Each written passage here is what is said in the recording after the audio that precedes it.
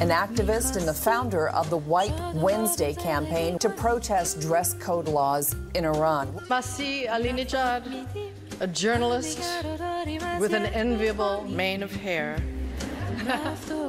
Le biopic présente Masih Alinejad dans Toutes voiles dehors.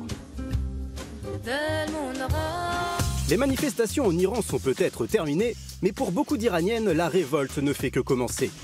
De plus en plus de femmes se dressent contre le port obligatoire du voile islamique. Depuis un mois, une trentaine ont été arrêtées pour s'être mises en scène, le visage découvert, exposant leur voile au bout d'un bâton. À l'origine de cette fronde, une Iranienne exilée aux États-Unis, Masih Alinejad, la bête noire des mollahs. On ne se bat pas contre un simple morceau de tissu. On se bat pour notre dignité et pour notre identité. Masih a grandi en Iran, dans une famille pauvre où le voile devait être porté en toutes circonstances. À partir de l'âge de 7 ans, si vous n'avez pas la tête couverte, vous ne pourrez pas faire d'études, vous ne pourrez pas avoir un travail, vous ne pourrez pas vivre dans votre propre pays.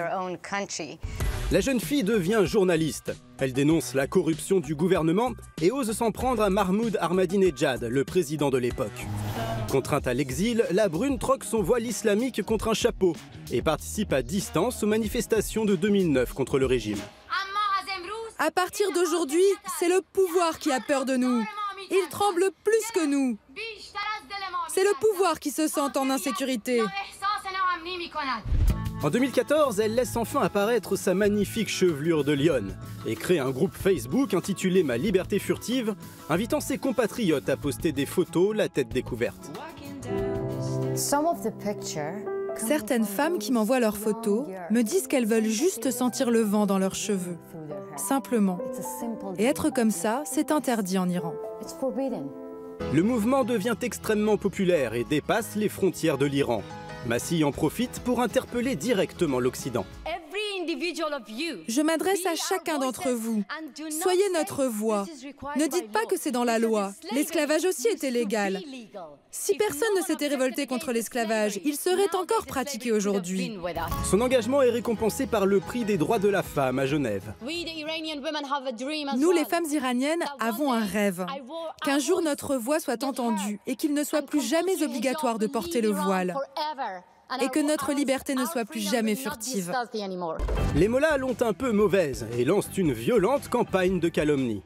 Ils vous ont traité d'hérétiques, de prostituées, d'espions de la CIA. Ils ont même signalé à tort dans les médias officiels que vous aviez été violée devant votre fils dans le métro, que vous preniez de la drogue, que vous vous déshabilliez en public. Mais rien n'arrête la militante. Elle présente sur Internet un journal de résistance en persan qui parle quand même souvent du voile. Tous ceux qui disaient « Chut, ce n'est pas le moment d'en parler » soutiennent maintenant ces femmes qui protestent contre le foulard obligatoire. Elle crée également le mouvement Les Mercredis Blancs. Les Iraniennes et les Iraniens sont invités cette fois à porter un vêtement blanc, bien souvent leur hijab, tous les mercredis pour dénoncer les codes vestimentaires imposés en Iran. Certaines femmes vont plus loin et se filment marchant dans la rue la tête nue ou plus récemment avec leur voile au bout d'un bâton.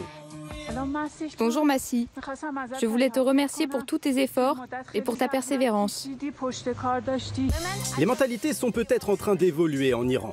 La semaine dernière, le bureau du président a publié une enquête qui révèle que la moitié du pays est contre l'obligation de porter le voile.